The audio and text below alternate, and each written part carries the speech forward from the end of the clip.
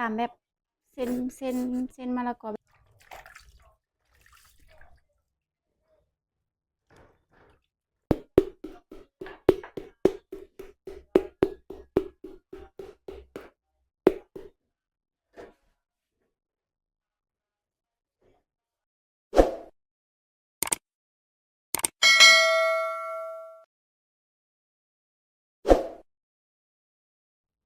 กราบทักทายสบายดี FC ทุกคนเด้อแล้วก็สวัสดี FC ฟังไทยมันทุกคนวันนี้ก็สะพรก็ได้เมนูตำบักหุ่งอีกแล้วนะทุกคนบักหุ่งกรอบๆทุกคนปิดมันแต่สวนอยู่หน้าทุกคนเลยยังมีอย่างมันอยู่เลยเด้อทุกคนทุกคนสิกรีดอย่างมันออกก็นะทุกคนเนาะอันนั้นทุกคนก่อนสิไปฮอบเบิ่งฮับส้มก็ฝากทุกคน FC ทุกคนกดไลค์กดแชร์กดติดตามส่องสะพรในเด้อเพื่อเป็นกำลังใจในการให้คลิปต่อไปนะทุกคนนี่ทุกคนสะพรก็สิมากรีดเอาอย่างมันออกก็นะทุกคนเนาะนี่เป็นอย่างให้เลยเด้อทุกคนมะฮุ่งกับสีเครื่องเพิ่มๆมาเด้อทุกคนว่าสิมาปอกเปลือกมันก็เนาะ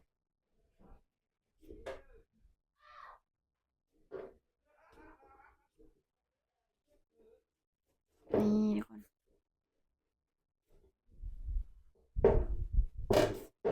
ตามกินตอนกินเพลงทุกคนเลยวันนี้คิดอยากกินตำบักหุ่งอีกเนาะทุกคนเนาะกินเกือบทุกมื้อพุ่นเลยทุกคนเลยแต่ว่าช่วงนี้ก็บ่ได้กินแต่โดนเติบได้หลายมื้อเด้อทุกคนวันนี้ก็เลยไปหน้าแล้วก็เอาบักหุ่งมาตำทุกคนตำกินตอนเที่ยงทุกคนมันยังแซ่บนี่ซุกแล้วอันนี้นะทุกคนเพิ่ง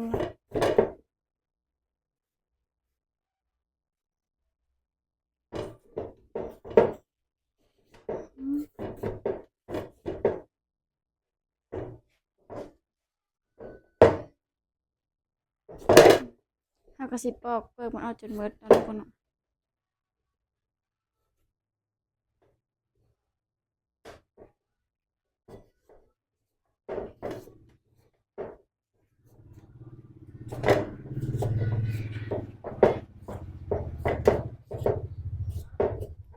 อืม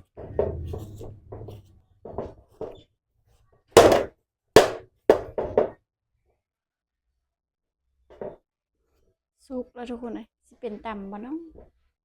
เดี๋ยวสะพรก็สิเลาะเบิ่งก่อนเนาะทุกคน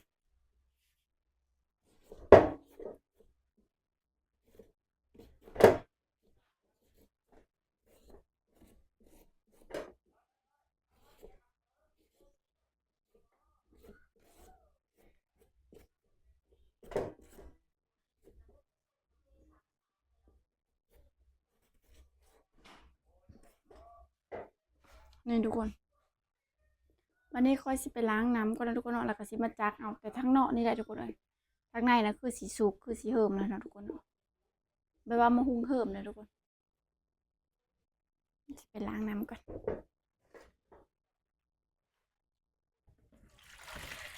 นี่ทุกคน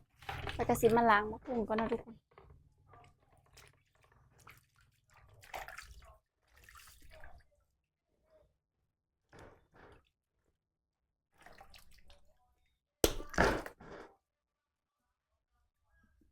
นี่แล้วก็ค่อยสิไปจักก่อนนะทุกคนเนาะสิไปซับนั่นแหละทุกคน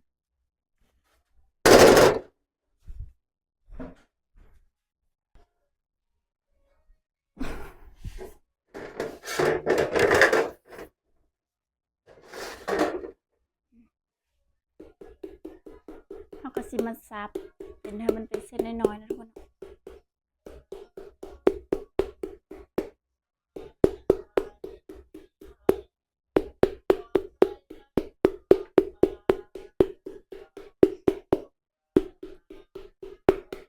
สีแซ่บอยู่บ่เนาะทุกคนมะฮุงใกล้สิสุกเลย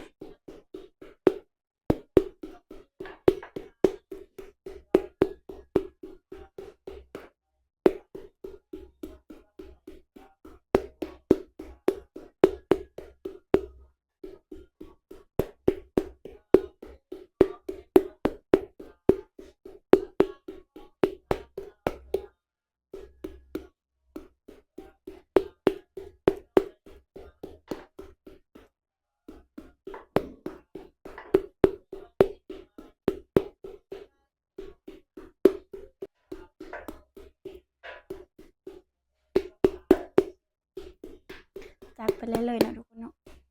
แล้วเราก็สีซอยเป็นเส้นน้อยๆแบบนี้เฉพาะชิตามแบบแสบเลยนะทุกคนกินตอนเทน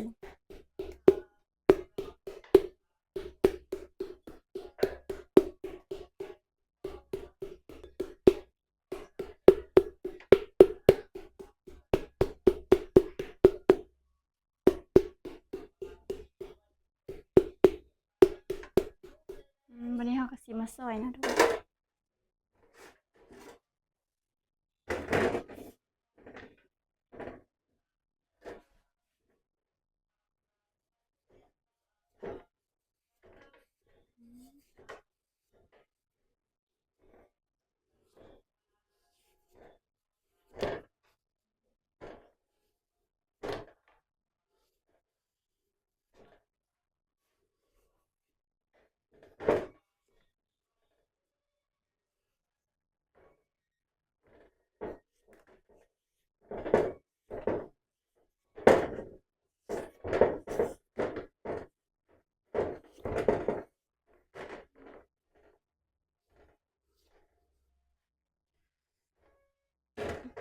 เครื่องแล้วทุกคน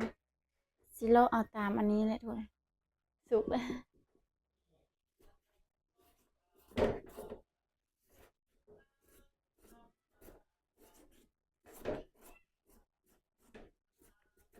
เสียดายเนาะมาหุงเครื่อง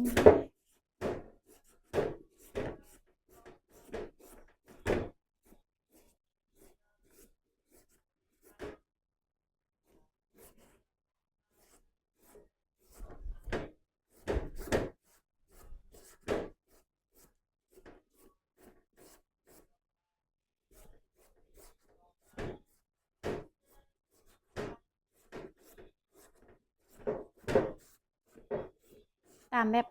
เส้นมะละกอแบบคือหลวงพระบางอะทุกคนเส้นมะฮุงเส้นใหญ่ๆปีๆแบบนี้เนาะ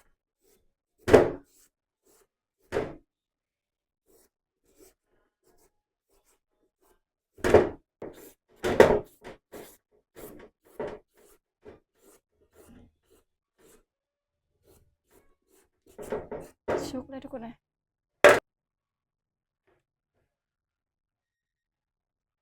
นี่ทุกคนสะพอนกับสิจักประมาณนี้นะทุกคนเนาะวันนี้เราก็สิไปตำน้ำพริกมันก่อนเนาะทุกคนอันนี้ก็คือสุกแล้วก็เลยเอาแล้วซ้ำนี้เนาะทุกคนเนาะนี่ก็หลายเติบกินบ่เบิดดอกทุกคนนี่นะ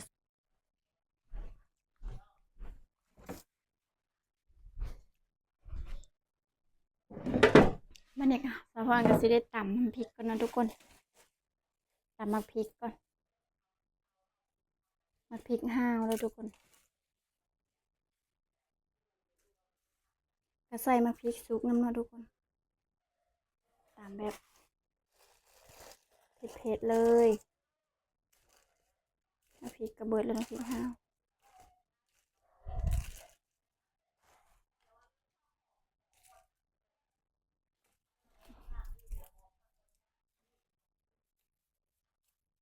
ใส่กระเทียมลงทุกคนแล้วก็สิใส่น้ำตาลแล้วทุกคนน้ำตาลกระทงน้อยใส่น้ำตาลลงไปเลยไปแบบส้มๆหวานๆนะทุกคนนี่เราก็มาตำ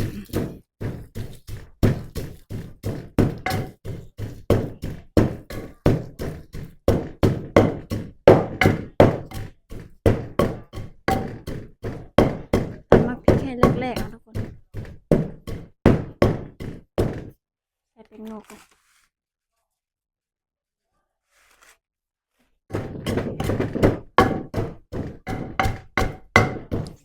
ฮอนแล้วเราก็สิมาใส่มักเล่นนะทุกคนนอนมักเล่นนี่ก็สุกหลายแล้วทุกคนอยู่หน้า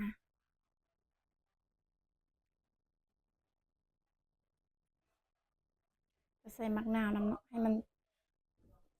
ส้มถ้ามะนาวนี่เป็นน้ำค่ะก็เลยทุกคนเลย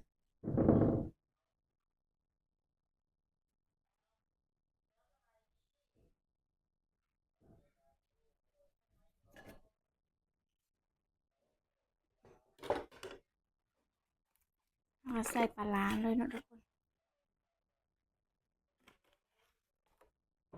แล้วก็ใส่น้ำปลาใส่ลงไปเลยก็โยกเข้ากันนะทุกคน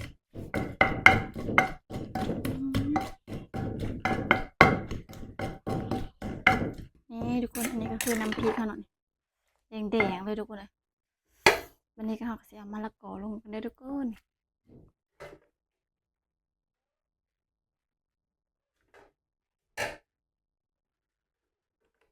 ตามหมดนี้เลยเนาะทุกคน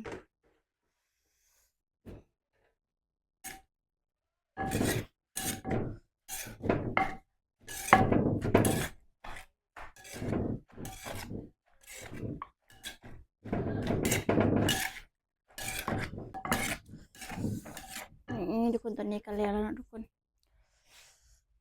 สะพอนกับสิมาเทใส่จานเลยเด้อทุกคนเนี่ยทุกคนตอนนี้กับสะพอนก็ได้ตำมะฮุ่งแล้วนะทุกคนสะพอนก็เลยสิมาซอยซีนปิ้งนะทุกคนเนาะอันนี้ก็คือปิ้งแต่เมื่อเช้านี่ทุกคนเลยยังอยู่ตอนนึงเขาก็เลยสิมาตำมะฮุ่งกินกับอัน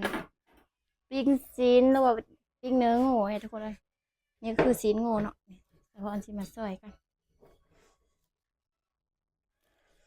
กินกับต่ำแซ่บนะทุกคนจริงๆ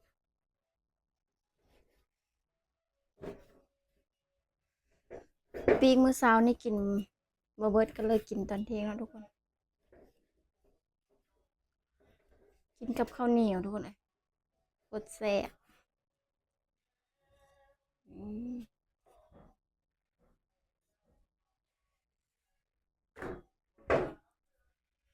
อันกินกันประมาณนี้นะทุกคนกินข้าวกันนะทุกคนตอนนี้กะสะพอนก็สิได้กินข้าวเทงเนาะทุกคนเนาะมาเด้อทุกคนกินข้าวเทงน้ำกันนะทุกคนนี่กินแบบบ้านๆเลยเด้อทุกคนสะพอนขออนุญาตเอามือเลยเนาะตำมะฮุ่งหรือว่าตำมะละกอเนาะพี่น้องฟังไทยเขานะทุกคนกินคำใหญ่ๆเลยเด้อทุกคน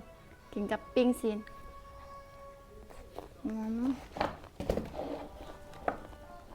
แล้วก็กินกับข้าวเหนียวทุกคน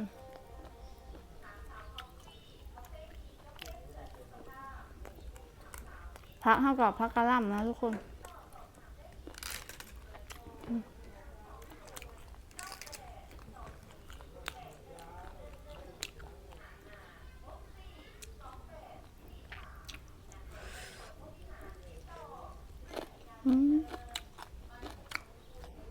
แซ่บๆทุกคน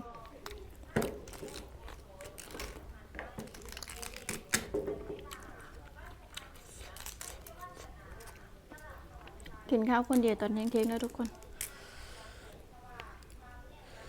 บรรยากาศก็ร้อนนะทุกคนเนาะ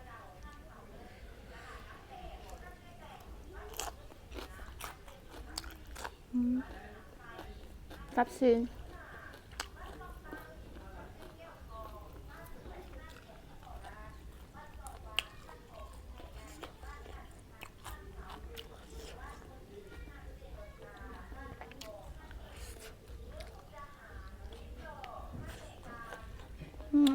มาเล่นนะทุกคนนะ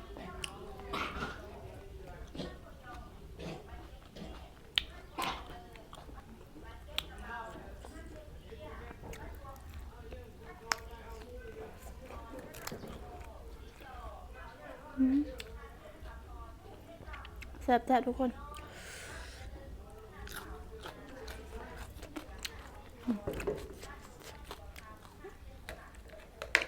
ไม่ชิ้นนะทุกคนนะเพชรด้วยแล้วทุกคนคลิปนี้กับสะพอนกับซีได้จบเพลงเท่านี้ทุกคนเนาะสะพอนขอตัวไปกินข้าวก่อนนะทุกคนขอบใจทุกคนเด้อที่ติดตามรับชมฝากทุกคนกดไลค์กดแชร์กดติดตามช่องสะพอนนี่เด้อทุกคนเพื่อเป็นกำลังใจในการให้คลิปนะทุกคนเนาะคลิปนี้กับบ๊ายบายพบกันใหม่คลิปหน้าได้ทุกคน